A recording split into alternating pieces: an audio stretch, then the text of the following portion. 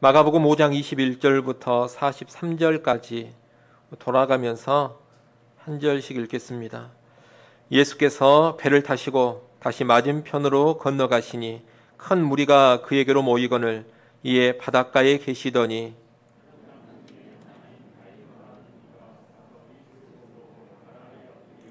간곡히 구하여 이르되 내 어린 딸이 죽게 되었사오니 오셔서 그 위에 손을 얹으사 그로 구원을 받아 살게 하소서 하거늘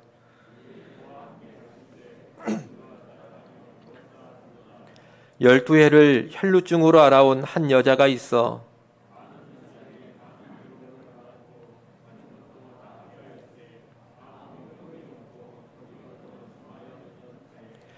예수의 소문을 듣고 무리 가운데 끼어 뒤로 와서 그의 옷에 손을 대니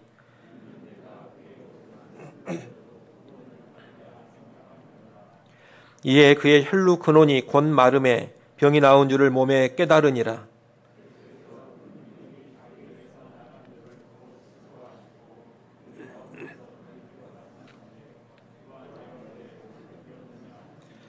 제자들이 여짜오되 무리가 에워싸 미는 것을 보시며 누가 내게 손을 대었느냐 물으시나이까 하되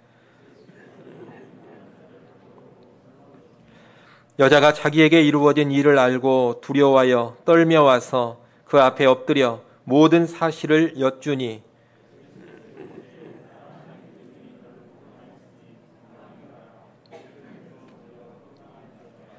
아직 예수께서 말씀하실 때 회당장의 집에서 사람들이 와서 회당장에게 이르되 당신의 딸이 죽었나이다. 어찌하여 선생을 더 괴롭게 하나이까?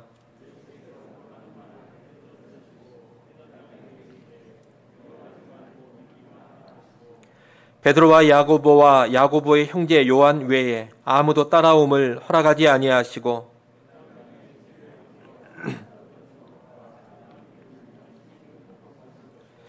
들어가서 그들에게 이르시되 너희가 어찌하여 떠들며 우느냐 이 아이가 죽은 것이 아니라 잔다 하시니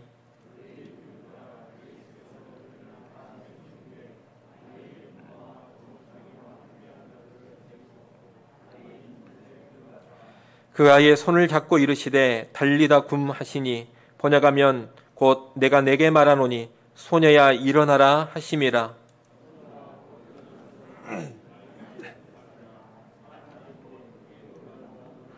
같이 봅니다. 예수께서 이 일을 아무도 알지 못하게 하라고 그들을 많이 경계하시고 이에 소녀에게 먹을 것을 주라 하시니라. 아멘. 우리가 마가복음 5장의 후반부 말씀을 봤습니다. 마가복음 5장 후반부에는 두 개의 기적 사건이 나옵니다. 하나는 야이로의 죽은 딸을 살리신 사건이고 또 하나는 12회를 혈루증을 앓아왔던 여인을 치유하신 사건입니다. 지난주에 말씀드린 것처럼 이 두 개의 기적 사건은 한 세트로 이루어진 사건입니다.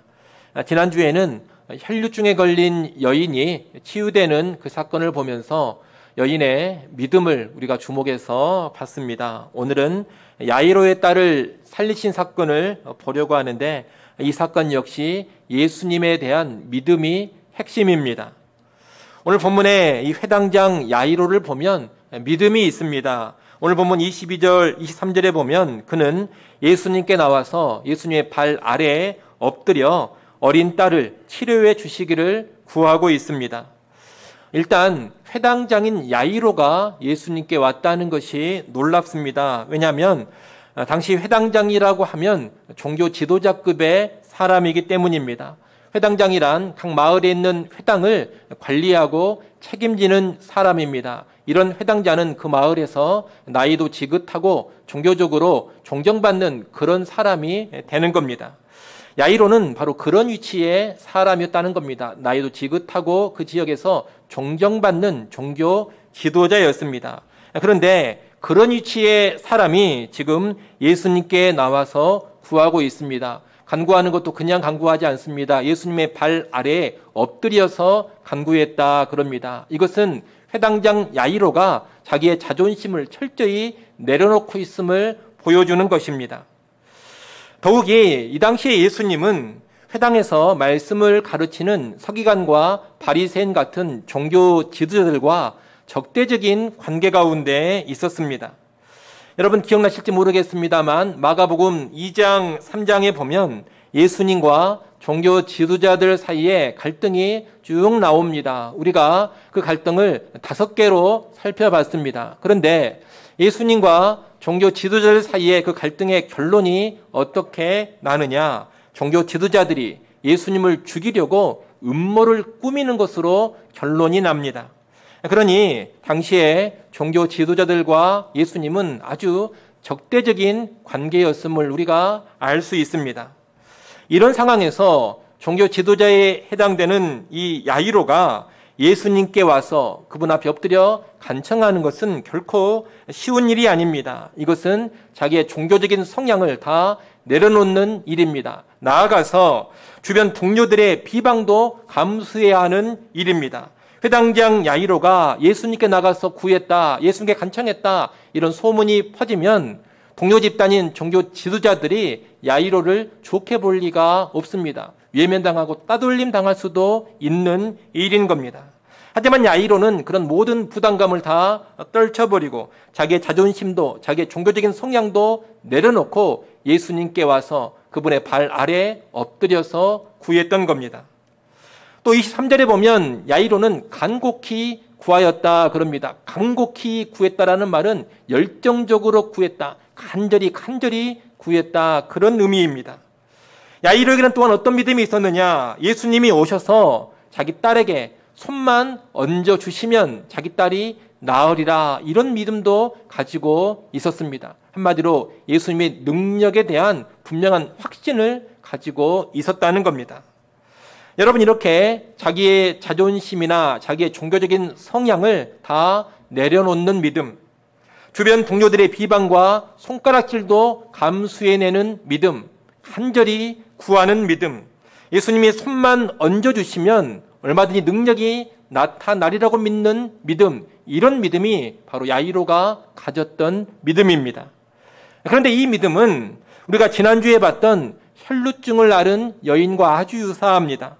여러분, 혈루증을 앓았던 그 여인도 한번 생각해 보십시오. 그녀 역시 예수님에 관하여서 소문으로 듣고 예수님을 향한 갈급함으로 그분께 나오는 그런 믿음을 가졌습니다.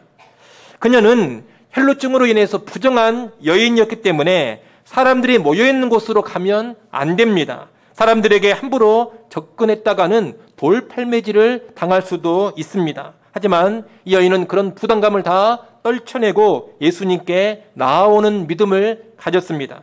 그리고 그녀는 내가 예수님의 옷에 손만 대어도 내 병이 나으리라, 그런 믿음도 가지고 있었습니다. 회당장 야이로와 혈루증에 걸린 여인, 이 두 사람이 예수님을 향한 동일한 믿음을 가지고 있었다는 겁니다. 물론 이 두 사람의 겉모습은 너무나 다릅니다. 야이로는 남자지만 혈루증을 앓았던 여인은 여자입니다. 성별이 다릅니다. 야이로는 회당장이라는 존경받고 귀한 신분입니다. 하지만 혈루증에 걸렸던 여인은 사람들에게 버림받은 비천한 신분입니다. 또 재산도 다 탕진해버린 밑바닥 여인이었습니다. 세상적인 지위와 상태가 판이하게 다른 겁니다.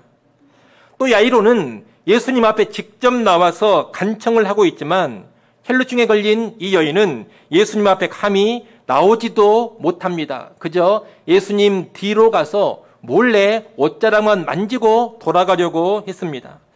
야이로는 외적인 적극적인 태도를 가지고 예수님께 나왔는데 여인은 아주 소극적으로 은밀히 예수님을 찾았다는 겁니다. 이렇게 여러 가지 면에서 상반된 두 사람이었지만 같은 믿음이 있었기 때문에 동일한 예수의 능력을 경험했던 겁니다. 이것은 우리에게 무엇을 가르쳐 줍니까? 그 누구라 하더라도 믿음만 있다면 얼마든지 예수님의 능력을 경험할 수 있음을 가르쳐 주는 겁니다. 여러분, 예수 그리스도 앞에서는 남자냐 여자냐, 존귀한 자냐 비천한 자냐, 부자냐 가난한 자냐, 이런 것이 중요하지 않습니다. 오직 믿음만이 중요합니다. 또 적극적이냐 소극적이냐, 그런 외적인 태도가 중요한 것도 아닙니다. 예수님은 그런 외적 태도를 따지시지 않습니다. 예배 시간에 앞자리에 앉느냐 뒷자리에 앉느냐, 기도할 때 큰 소리로 통성으로 부르짖어 기도하느냐, 아니면 큰 소리로 부르짖지를 못하고 그저 속으로만 조용히 기도하느냐, 찬양을 할 때에도 온갖 감정을 다 표현하면서 찬양을 하느냐, 아니면 그저 다소곳이 찬양을 하느냐. 예수님이 그런 것을 보시지 않는다는 겁니다. 앞자리에 앉았다고 더 은혜를 주시는 것 아니고, 통성으로 기도한다고 더 응답 잘해 주시는 것도 아닙니다. 일어나서 찬양하고 춤추며 찬양한다고 더 큰 능력을 체험하는 것도 아닙니다.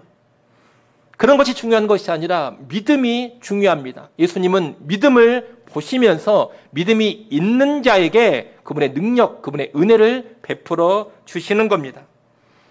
여러분, 믿음만 있으면 그 누구라 하더라도 예수님의 능력을 경험할 수가 있습니다. 믿음만 있으면 예수 그리스도를 통하여서 구원을 얻습니다. 믿음만 있으면 누구든지 하나님 나라를 누리게 됩니다. 그러니 여러분, 세상적인 외양, 인간적인 외양, 나의 외적인 기질, 여러분 이런 것에 휘둘리지 않기를 바랍니다. 언제나 내면의 믿음에만 집중하시고 믿음으로 살아가십시오. 믿음으로만 살아간다면 주의 능력을 경험할 수 있을 겁니다.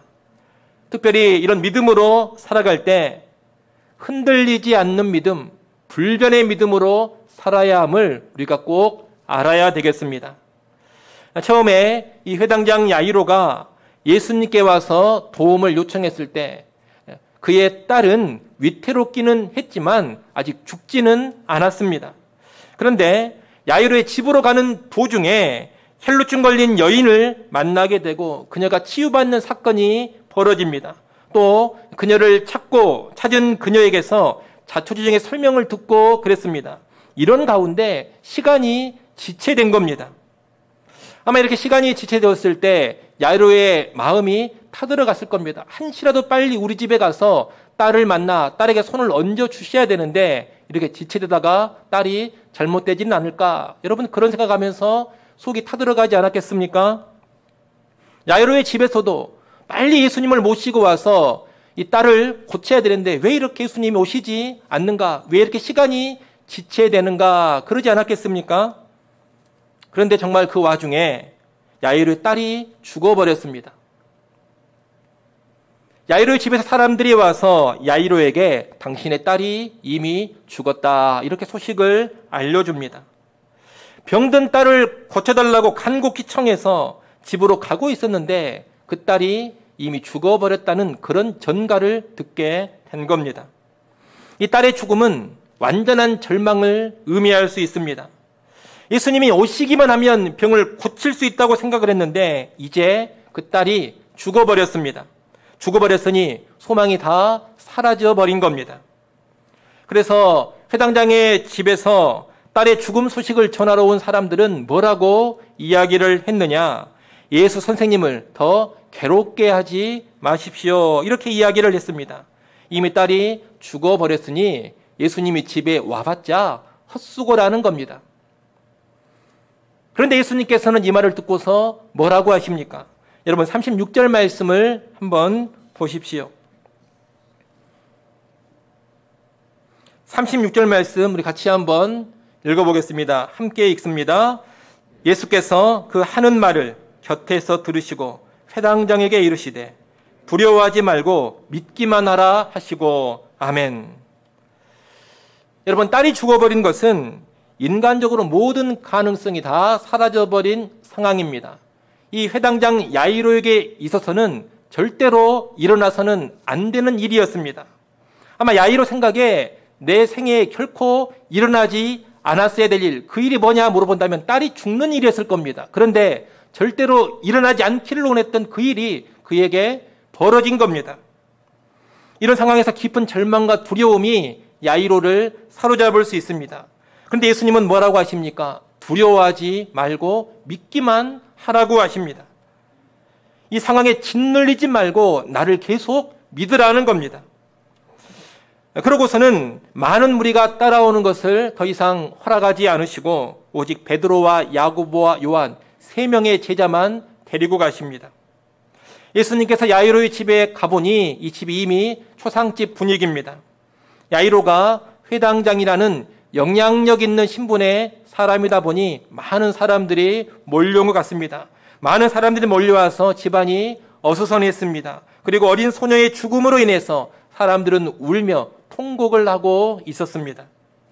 이런 상황에서 예수님은 또 뭐라고 말씀을 하시느냐? 39절 말씀을 여러분 한번 보십시오.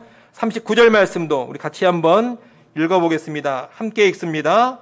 들어가서 그들에게 이르시되 너희가 어찌하여 떠들며 우느냐? 이 아이가 죽은 것이 아니라 잔다 하시니. 아멘. 죽은 것이 아니라 잔다. 여러분 얼마나 황당한 말입니까? 지금 버젓이 눈앞에 소녀가 죽어 있습니다. 그런데 죽은 것이 아니라 잔다 하시니 여러분 이 말이 믿어집니까? 그래서 주변 사람들이 다 비웃었습니다. 비웃었다, 이것은 불신의 표현입니다. 예수님의 말씀을 전혀 믿지 않은 겁니다. 하지만 예수님은 이런 주변 사람들의 태도에 개의치 않으시고 제자들과 그 부모만 데리고 죽은 소녀가 있는 곳으로 들어가십니다. 그리고 그 죽은 아이의 손을 잡고서 달리다 쿰이라고 말씀합니다. 달리다 쿰이란 아람어입니다. 소녀야 일어나라, 이런 뜻입니다. 그런데 놀랍게 예수님의 이 음성을 듣고서 죽은 소녀가 살아나 버립니다. 정말로 죽은 것이 아니라 자다 일어난 것처럼 그런 일이 되어버린 겁니다. 우리는 이 일련의 과정을 보면서 무엇을 배우게 되느냐? 상황에 흔들리지 않는 믿음, 상황에 요동치지 않는 불변의 믿음을 가져야 함을 배우게 됩니다. 우리는 살다 보면 그럴 때가 많습니다.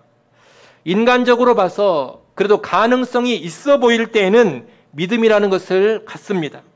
그래서 기도도 열심히 하고 하나님이 일해 주실 것도 기대합니다. 그런데 아무리 기도를 드려도 기도 응답이 되지를 않습니다. 지체됩니다. 지체되는 정도가 아니라 모든 상황이 다 끝나 버렸는데도 기도는 응답되지 않습니다. 무슨 일이 일어나리라는 그런 기대가 다 죽어버리고 또 무슨 일이 일어날 가능성도 이제 다 사라져 버립니다. 그렇게 되면 우리는 어떠냐? 믿음이라는 것이 다 사라져 버린다는 겁니다. 상황이 끝장나 버리면, 상황이 최고로 악화되어 버리면 그 전에 가지고 있던 믿음이 다 사라져 버리는 것. 여러분, 이것이 우리의 일반적인 모습입니다. 하지만 예수님께서 원하시는 것은 그런 믿음이 아니라는 겁니다. 오늘 본문을 통해 보면 예수님은 어떤 믿음을 원하시느냐? 상황에 흔들리지 않는 믿음. 상황이 아무리 악화된다 하더라도 약화되지 않는 믿음, 그런 믿음을 원하신다는 겁니다.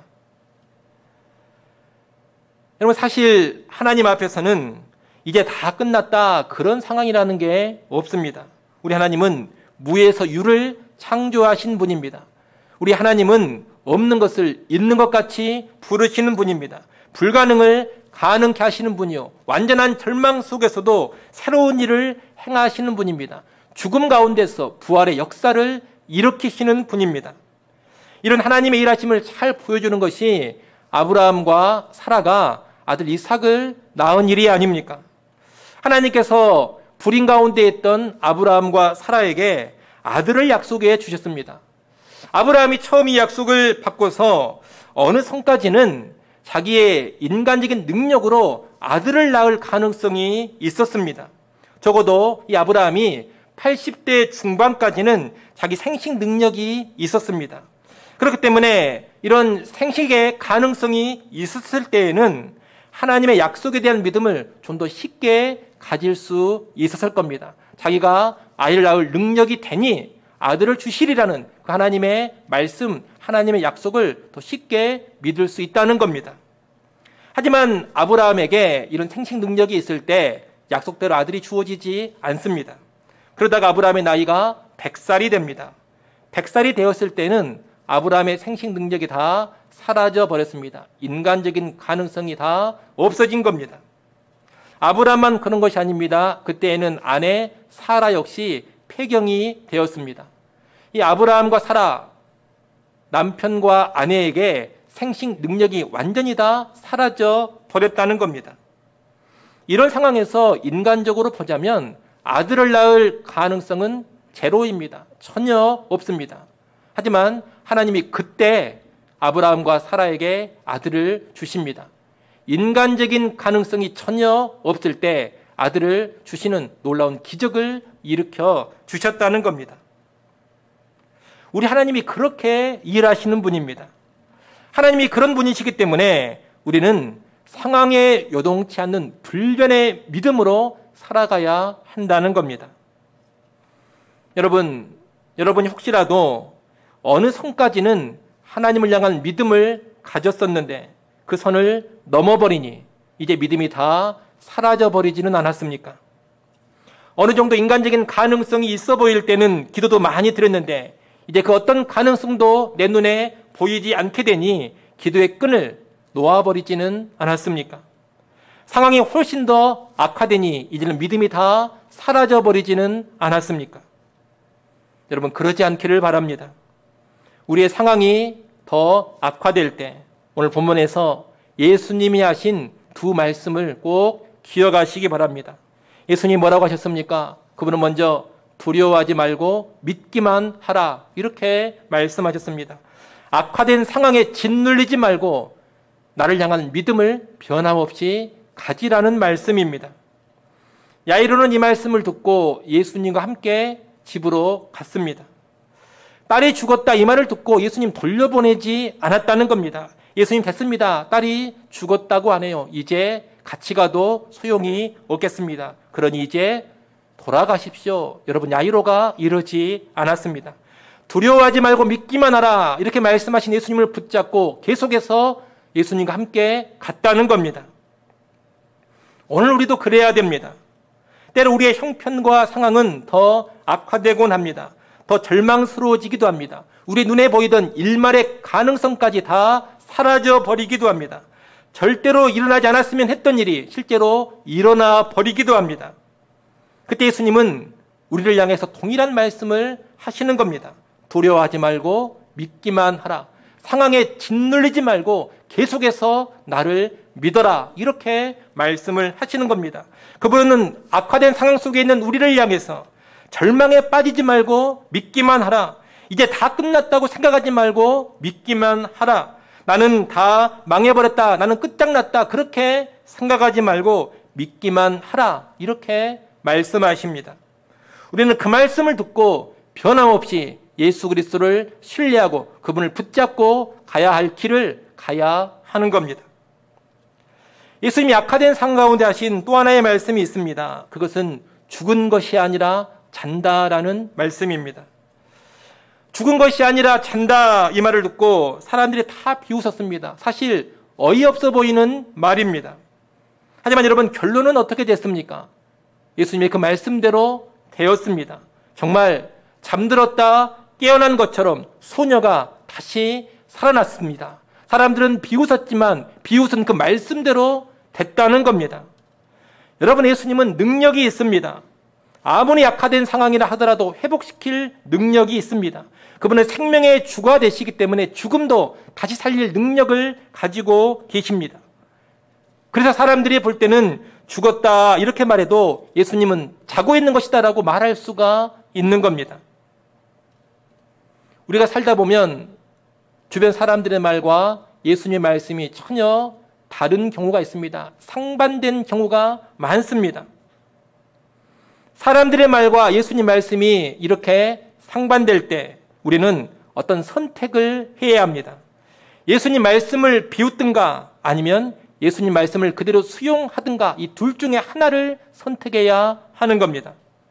이때 예수님 말씀을 비웃는 것을 불신이라고 하고 예수님 말씀을 수용하는 것을 믿음이라고 합니다. 불신의 사람들은 죽은 것이 아니라 잔다 그러면 무슨 말도 안 되는 소리를 하느냐 이러면서 비웃습니다. 하지만 믿음의 사람들은 죽은 것이 아니라 잔다 그러면 맞습니다. 능력의 주님이시기 때문에 죽은 것이 아니라 자고 있는 겁니다. 이렇게 수용을 하는 겁니다. 여러분, 믿음이라는 것은 다른 게 아닙니다. 어떤 상황 속에서도 예수님의 말씀을 신뢰하는 것, 누가 뭐라 하더라도 예수님 말씀을 붙잡고 의지하는 것, 여러분 이것이 믿음입니다. 우리의 상황이 악화되어 갈 때도 주변 사람들의 말과 예수님 말씀이 판이하게 다를 겁니다. 사람들은 악화된 내 상황을 보면서 다 끝났네 그럽니다. 하지만 예수님은 끝난 것이 아니라 새로운 시작이라고 말씀합니다. 사람들은 내 고통스러운 현실을 보면서 삶이 다 망가져버렸네, 삶이 다 깨져버렸네 그럽니다. 하지만 예수님은 정금같이 연단되고 있는 것이다 이렇게 말씀합니다. 사람들은 가슴 아픈 내 삶을 보면서 악한 비극이다 이렇게만 말합니다. 하지만 예수님은 합력하여 하나님의 선이 이루어져가는 과정이다 이렇게 말씀합니다. 사람들은 비참한 내 현실을 보면서 저주를 받았다라고 합니다. 하지만 예수님은 그것이 오히려 영적인 축복이 되리라 이렇게 말씀합니다. 여러분, 내 주변의 사람들과 예수님이 이렇게 상반된 이야기를 할 때 이 상반된 두 말 사이에서 믿음의 반응을 보여야 합니다. 여러분, 예수님이 하시는 말씀을 비웃지 마십시오. 성경에서 들려주는 예수님의 말씀을 무시하지 마십시오. 예수님의 말씀을 그대로 수용해야 합니다. 그렇습니다, 주님. 이것은 다 끝난 것이 아니라 새로운 시작입니다. 주님, 이것은 내 삶이 망가진 것이 아니라 정금같이 연단되고 있는 겁니다. 이것은 비극적인 결말이 아니라 합력하여 선을 이루어가고 있는 겁니다. 이것은 저주받은 삶이 아니라 영적인 축복의 삶입니다. 이렇게 수용하며 나가는 것이 믿음으로 사는 겁니다. 그런 모습이 악화된 상황 속에서도 불변의 믿음으로 살아가는 모습이라는 겁니다. 그리고 그런 믿음으로 나아갈 때 결국 예수님의 말씀대로 되는 것을 우리가 경험하게 될 겁니다. 그런 여러분, 상황이 악화된다고 해서 여러분의 믿음까지 약화되지 않기를 바랍니다. 상황이 악화될 때에도 믿음을 흔들리지 마시고 견고한 믿음으로 서십시오. 내가 전혀 원하지 않던 일, 그런 비극적인 일, 두려운 일이 벌어진다 하더라도 그 상황에 휘둘리지 않는 불변의 믿음으로 여러분이 꼭 서시면 좋겠습니다. 흔히 끝날 때까지는 끝난 것이 아니다 그런 말들을 합니다. 그 말도 참 좋은 말이지만 우리가 믿음으로 산다는 것은 그 정도로 사는 것이 아닙니다. 믿음으로 산다는 것은 끝날 때까지는 끝난 것이 아니다. 이 수준을 넘어서서 끝났어도 끝난 것이 아니다. 이런 태도로 살아가는 겁니다. 예수 그리스도는 다 끝나버린 상황에서도 세일을 행하십니다. 우리 예수님은 일말의 가능성이 남아있을 때에만 일할 수 있는 그런 분이 아닙니다. 숨 넘어가기 직전의 사람까지만 살릴 수 있는 분이 아니라 이미 숨이 넘어가 버린 사람도 살릴 수 있는 분이 예수 그리스도십니다. 예수 그리스도는 모든 가능성이 다 사라져 버렸을 때에도 놀라운 기적, 놀라운 회복, 놀라운 구원의 역사를 이루십니다. 이를 아시고 예수 그리스도를 향한 믿음으로 살아가시되 어떤 상황 속에서도 흔들리지 않는 불변의 믿음으로 사시기를 바랍니다. 그래서 믿음 가운데 주어지는 주의 은혜, 주의 능력을 풍성하게 경험하는 우리 모두가 될 수 있기를 간절히 축원합니다. 기도하겠습니다.